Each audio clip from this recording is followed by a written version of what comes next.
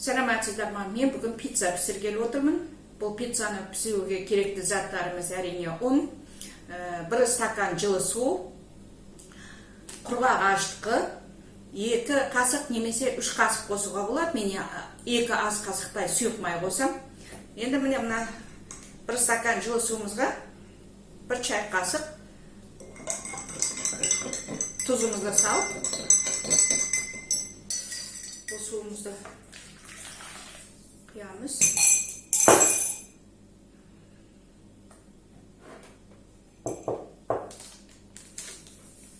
Енді ашытқыны бір 6-7 граммдай саласыздар. Мен көздің мөлшерімен салам, ешқашан өлшемеймін.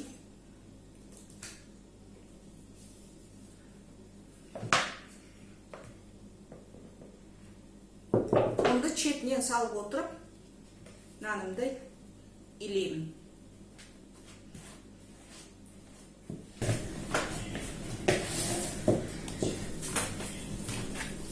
Аштуға қойып қоям, нанымыз көтерілген кезде пиццамызды пісіреміз. Нанымыз ашып жатқан кезде мен мына пиццамызға салатын заттарын дайындап қойдым. Помидор турадым, помидор, колбаса, сырымызды теркадан өткізіп қойдым.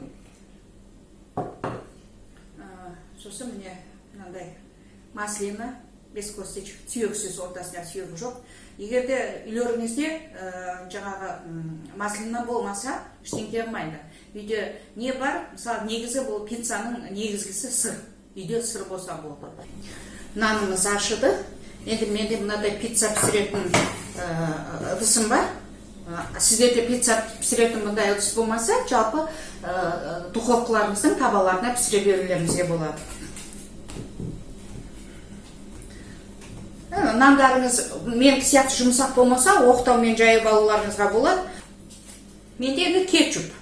Үйде кетчуп жоқ болатын болса, помидормен жасауларыңызға болады. Помидордың қабығын алып тастап, ыстық сумен ұсақтап турап, жаңағы пиццаның үстіне, дайын осындай қамырлардың үстіне салуларыңызға болады. Менде кетчуп, мен оңай жолын іздеймін.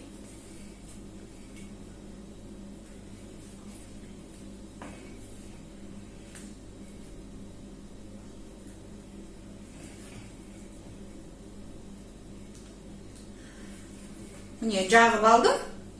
Енді мына дайын болған нанымызды дайындап алғаннан кейін духовкаға 180 градусқа мен 10 минутқа пісіріп алам.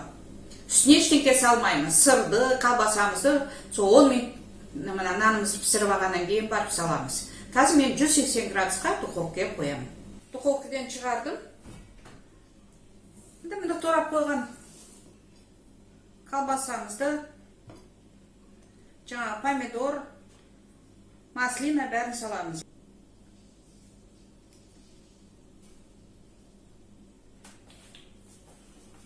Енді 5 минутке духовкаға қойып қоямыз. 5 минуттан кейін пиццамыз дайын болады. 5 минуттан кейін духовкадан шығардым, пиццамыз дайын.